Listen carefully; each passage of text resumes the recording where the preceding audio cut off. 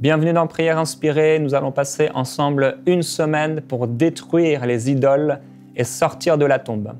Et je ne sais pas dans quel état spirituel vous vous trouvez, dans quel état spirituel vous pensez être, mais Dieu veut nous enflammer par son esprit. Il veut nous rendre forts et puissants dans ce monde et il désire nous sanctifier jusqu'au bout, jusqu'à une perfection, jusqu'à une maturité. Dieu veut nous sanctifier complètement, entièrement, afin qu'on soit entièrement libre, entièrement propre par le bain de sa parole, par la puissance de l'Esprit de Jésus qui nous sanctifie tout entier. Et c'est notre désir aujourd'hui et pendant cette semaine que vous soyez sanctifiés par le Saint-Esprit et que vous soyez aussi libérés, que vous puissiez vous débarrasser des idoles qui peuvent se trouver dans votre vie. Parfois, on a des idoles dans nos vies, on ne le sait même pas, on ne le réalise même pas, mais si on a simplement le désir d'être agréable à Dieu, si on commence à craindre Dieu vraiment, alors Dieu détruira ces idoles dans nos vies. Et dans Ézéchiel au chapitre 14, au verset 1, on voit qu'un jour, Ézéchiel était là, il dit « Quelques hommes parmi les anciens d'Israël vinrent vers moi et s'assirent devant moi. Et la parole de l'Éternel me fut adressée en ces mots « Fils d'homme, ces gens-là portent leurs idoles sur leur cœur, et leurs yeux se tournent sans cesse vers ce qui les fait tomber dans le péché. Alors vais-je me laisser consulter par eux ?» Et au verset 5, « Ainsi je toucherai le cœur de la communauté d'Israël qui s'est tout entière détournée de moi pour se tourner vers les idoles.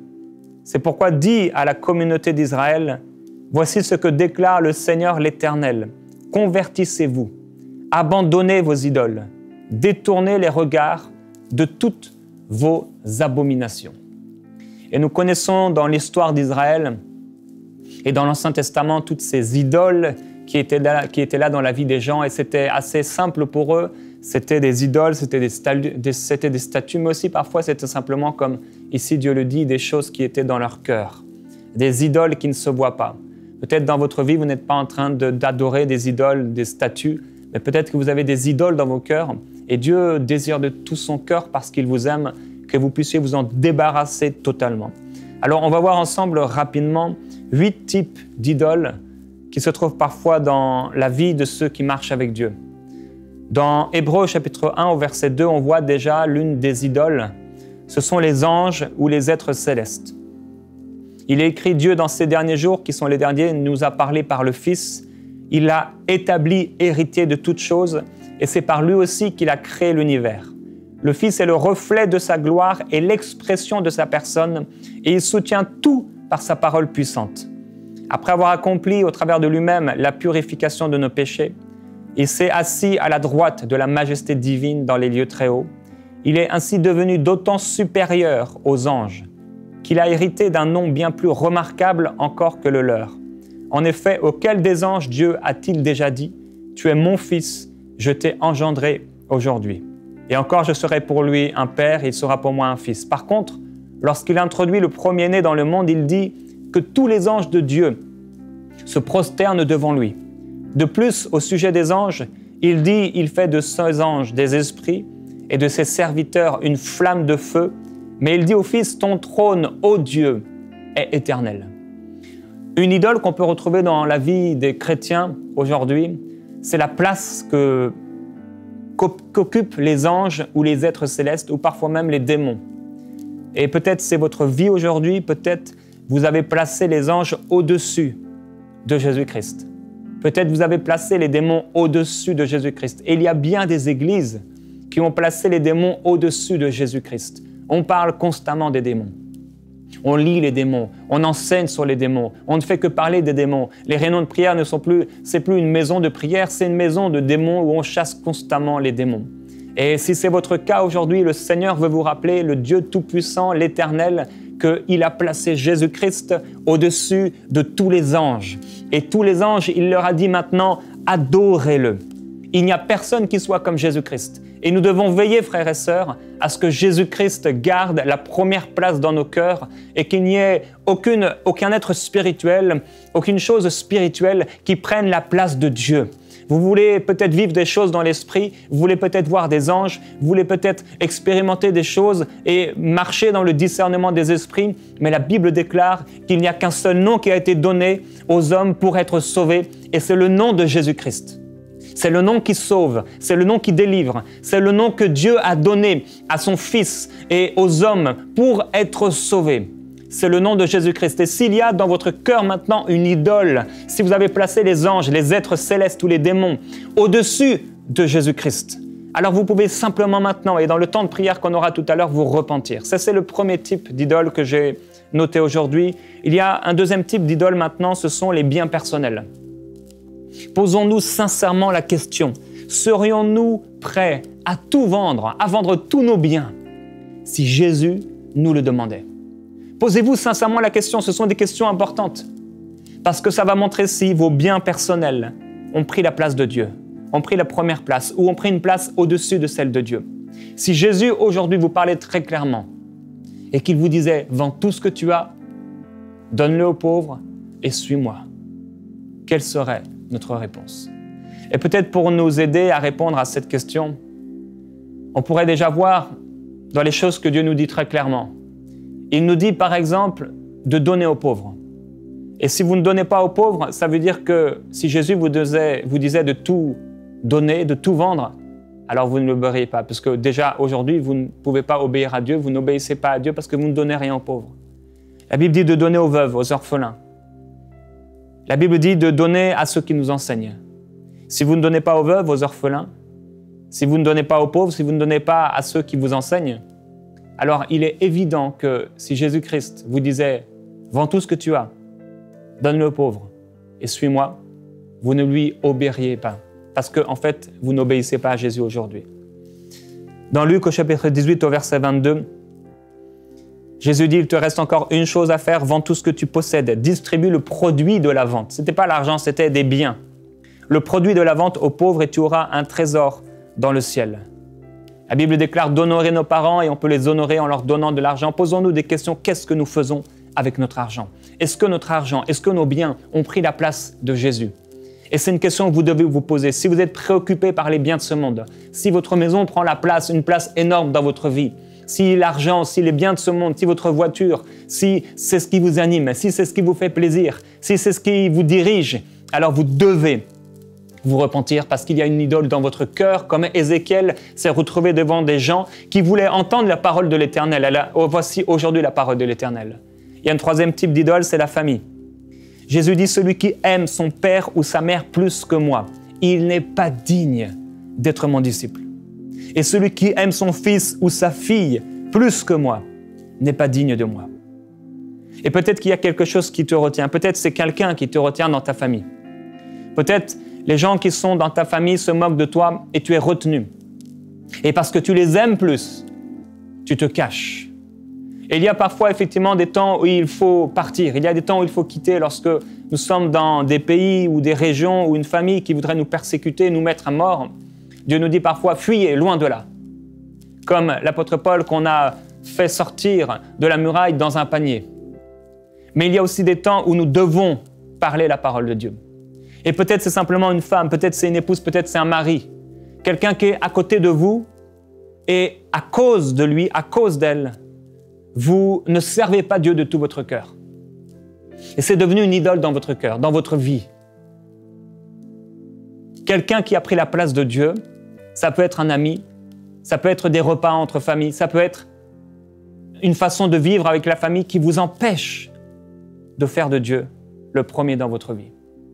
Et ça, c'est un autre type d'idole que vous pouvez écraser, éloigner de votre vie. Dans Jérémie au chapitre 2, au verset 33, il y a un autre type d'idole ici qu'on voit, c'est l'idole du mariage.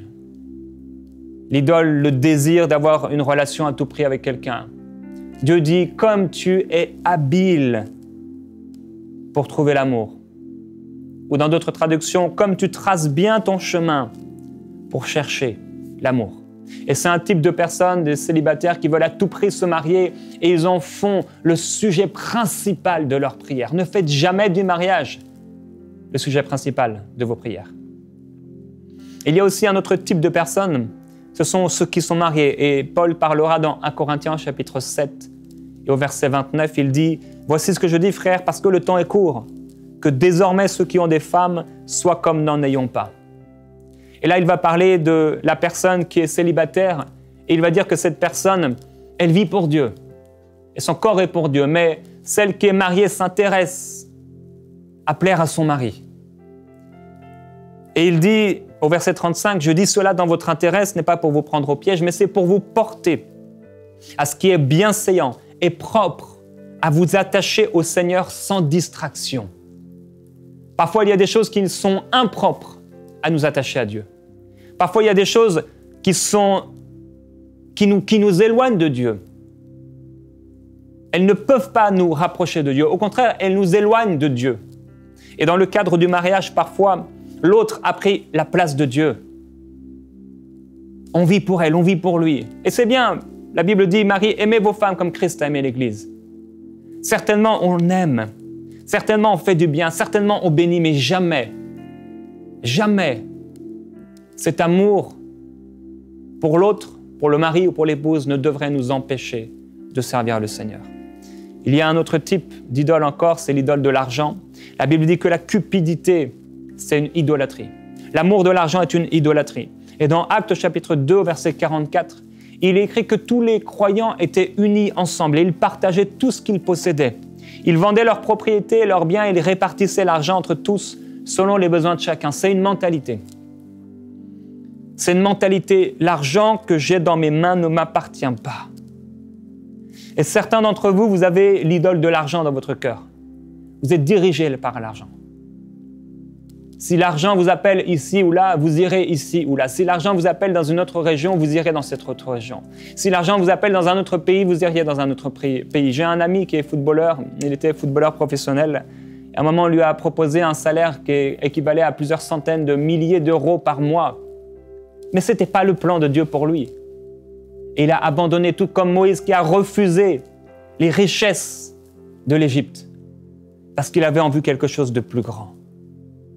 Et je prie que l'argent ne prenne pas la place de Dieu. Que parce qu'on vous offre un emploi, parce qu'on vous offre un poste, vous êtes prêt à aller loin de votre Église, vous êtes prêt à aller loin de la volonté de Dieu pour vous. Je prie que ce ne soit jamais le cas pour vous. Il y a un autre type d'idole, c'est l'Église, le ministère. Dans Jean chapitre 2, on voit que Jésus entre dans le temple et il se fait un fouet avec des cordes et il commence à chasser les vendeurs du temple. Et il dit, ma maison sera appelée une maison de prière. Et les pharisiens vont auprès de lui et disent, mais qu'est-ce que tu fais comme miracle pour qu'on puisse t'écouter? Et là, Jésus dit, détruisez ce temple et en 3 jours, je le relèverai. À un autre moment, on voit les disciples qui sont là, ils regardent le temple et ils disent « Oh, qu'est-ce qu'il est beau, qu'est-ce que cette construction est belle !» Et vous savez, à l'époque, ils avaient un tel amour pour le temple, ils avaient un tel amour pour les briques, ils avaient un tel amour pour le matériel, mais Jésus-Christ était venu apporter un nouveau temple, une nouvelle alliance. Et parfois, nous aimons non pas la maison de Dieu pour ce qu'elle est, pour ce qu'elle représente. Nous aimons non pas l'esprit de la maison, l'esprit de Jésus-Christ, mais on aime les choses, on aime les gens au-dessus de Dieu. On veut plaire aux gens, on fait des choses dans le ministère pour plaire à ceux qui nous entourent. On fait de la louange, mais c'est même plus, on n'est pas en train d'adorer Dieu. Oui, on commence à faire de la louange. On commence à fabriquer des choses. On commence à penser, on chante des chants et on ne pense même pas à Dieu. On n'est pas en communion avec lui. On peut même prêcher, on peut servir dans l'église et faire tout un tas de choses. On peut être comme ces vendeurs qui faisaient des choses, apparemment c'était pour Dieu, apparemment c'était pour aider à offrir un sacrifice à Dieu, mais c'était quelque chose que Dieu désapprouvait. 7e chose, l'amour du monde. C'est une autre idole qu'on retrouve, la télévision, les séries, la mode, les réseaux sociaux. Dans 1 Jean chapitre 2, verset 15, poussé par le Saint-Esprit, Jean dit « N'aimez pas le monde, ni les choses qui sont dans le monde. Si quelqu'un aime le monde, l'amour du Père n'est pas en lui. » Posez-vous la question, est-ce que vous aimez le monde? Est-ce que vous vous nourrissez constamment de la télévision, des réseaux sociaux, des séries, de la mode? Qu'est-ce qui est dans votre bouche? Qu'est-ce qui est dans votre cœur? Est-ce que vous avez une idole dans votre cœur qui vous empêche de servir Dieu?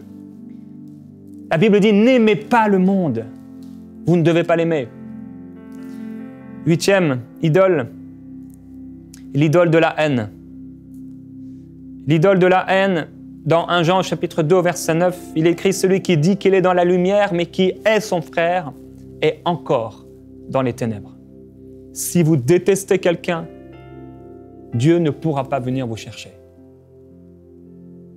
Si vous avez de la haine pour quelqu'un, Dieu ne pourra pas vous pardonner. Et Dieu ne vous pardonnera pas.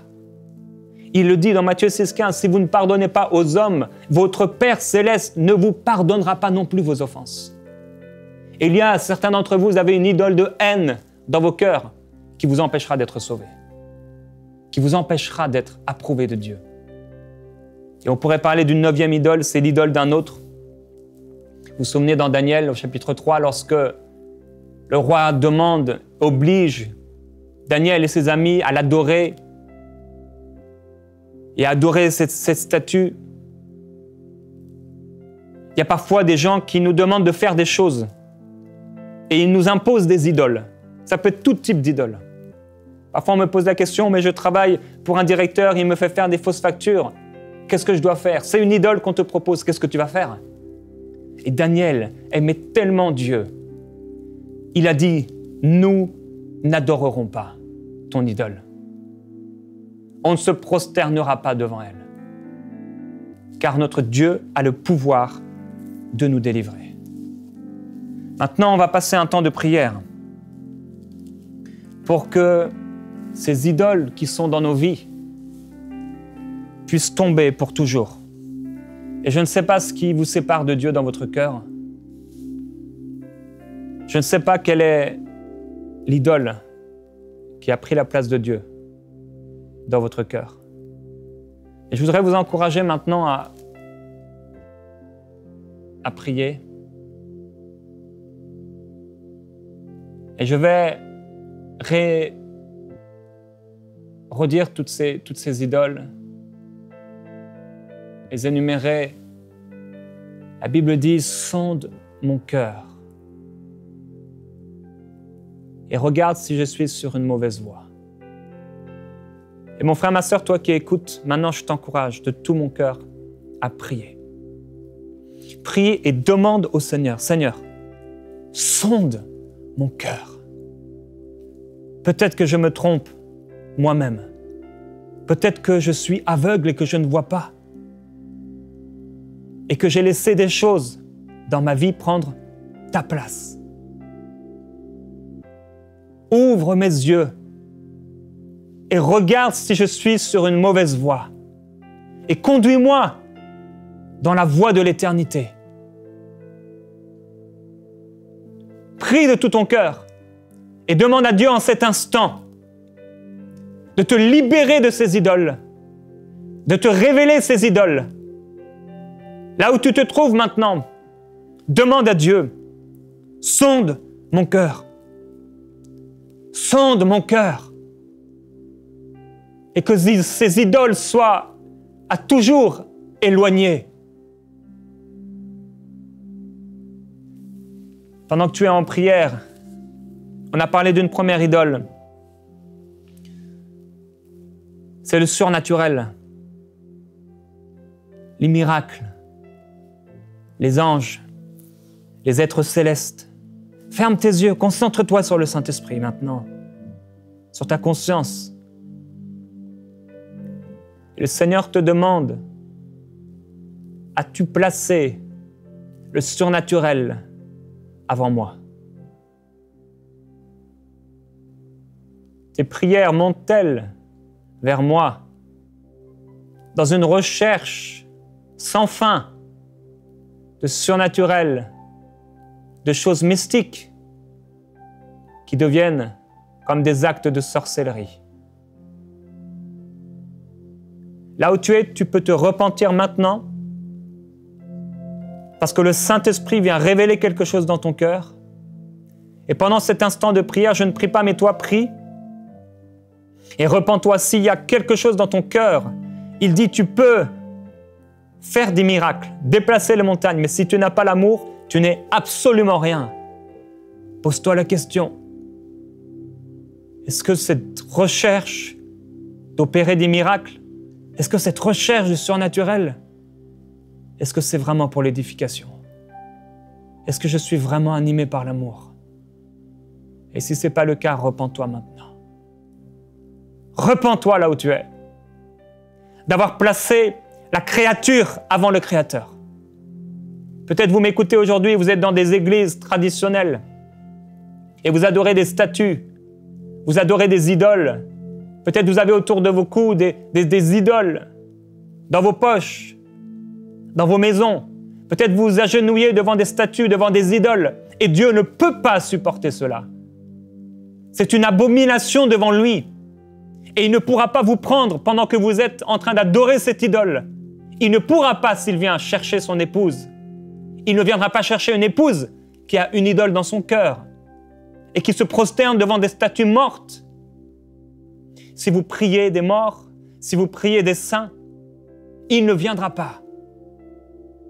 Parce qu'il a demandé de l'adorer lui seul. Et parce qu'il vous aime, il vous dit maintenant, débarrassez-vous de toutes ces idoles de mensonges. Débarrassez-vous de ces statues, de ces actes de sorcellerie. C'est votre opportunité aujourd'hui.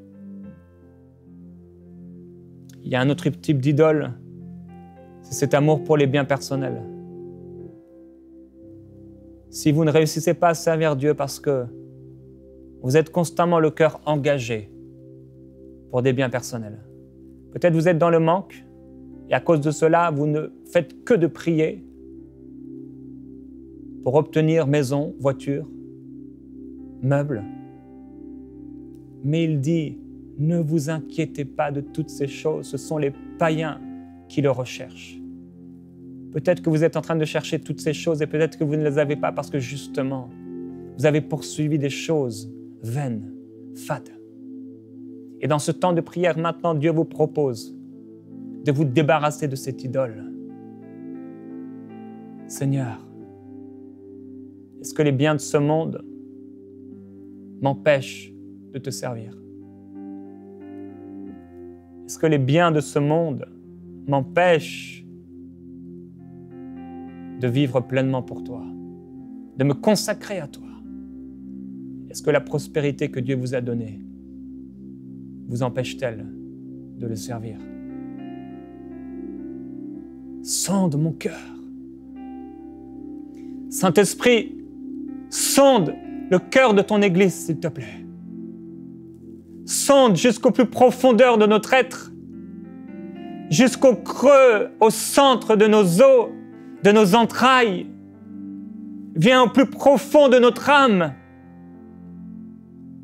Révéler l'impureté, révéler l'idole cachée dans le cœur qui empêche l'adoration véritable. Esprit de Dieu, je t'appelle sur mes frères et mes sœurs. Je t'appelle sur ceux qui regardent aujourd'hui. Et je prie que toute chose cachée soit révélée. Sonde nos cœurs, Saint-Esprit, à travers notre conscience et le témoignage intérieur. Que cette conscience soit éveillée, pure. Tellement pure, je prie, Père, pour des convictions de péché. Que ce péché, que cette idole devienne tellement abominable que ce frère et cette sœur ne pourront plus jamais vivre avec. Seigneur Jésus, peut-être l'idole, c'est la famille. Peut-être tu es avec même un chrétien, mais tu as peur de prier devant eux. Tu as honte, tu dis oui, mais je ne prie pas bien.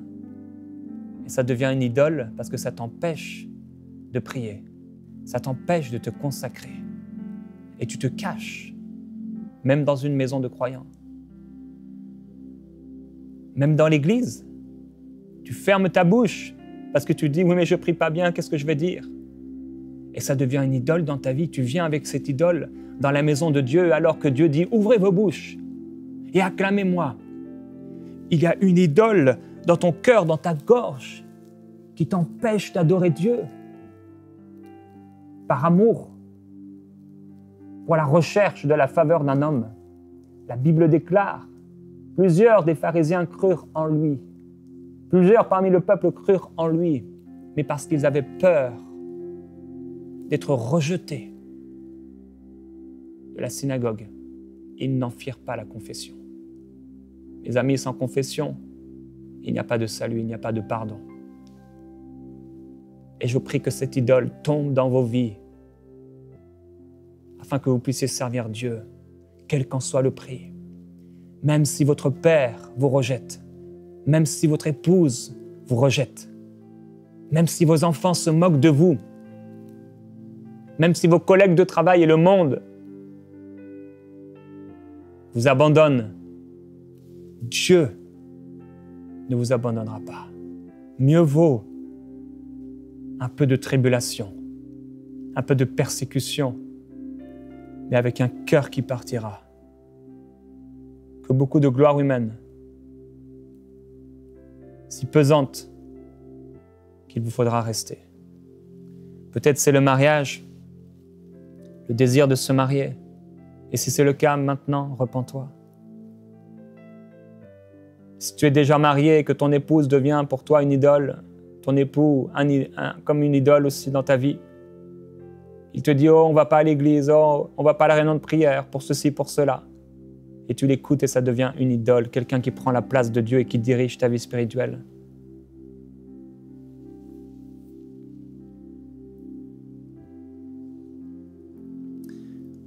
Peut-être c'est l'argent. Tu poursuis l'argent sans cesse. Et la Bible dit que c'est une idolâtrie. Peut-être c'est le ministère. Faire des choses pour être vu dans l'Église. Et ça devient une abomination. Peut-être c'est l'amour du monde et tu dois prendre une décision ferme de ne plus aimer le monde, la mode. Si tu passes ton temps à regarder la télévision, comment peux-tu servir Dieu? Comment peux-tu l'adorer? Comment peux-tu être consacré alors que tu te fais souiller jour après jour par les choses de ce monde? Peut-être c'est la haine. Et si tu as de la haine pour quelqu'un, maintenant même, tu dois te repentir. Maintenant même, prends la décision. Tu n'as pas besoin de le ressentir. Mais tu dis maintenant avec ta bouche, au nom de Jésus-Christ, je pardonne à cette personne. De tout mon cœur, je prends la décision de lui pardonner. Maintenant même, que toute la terre sache que j'ai pardonné à cette personne. Dis son prénom maintenant et pardonne. Peut-être c'est l'idole d'un autre, quelqu'un t'amène à pécher, à faire le mal, quelqu'un t'empêche de servir Dieu comme il le faudrait. Et maintenant, détruis cette idole dans ton cœur et prends la décision intérieure de ne plus jamais permettre que quelqu'un prenne la place de Dieu dans ta vie. Frères et sœurs, on va continuer toute cette semaine. On va poser des questions importantes et je vous encourage vraiment à être là. Demain, je vais parler d'un songe que Dieu m'a donné et on va poser des questions importantes que vous devez vous poser dans votre vie spirituelle. Je vous dis à demain, continuez à prier dans la présence du Saint-Esprit.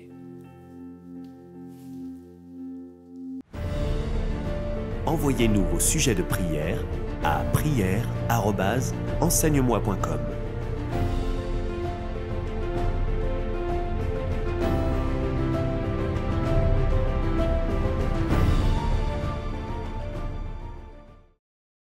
Cette émission est rendue possible grâce au précieux soutien des partenaires d'Enseigne-moi Canal International. Retrouvez tous nos programmes sur emcitv.com.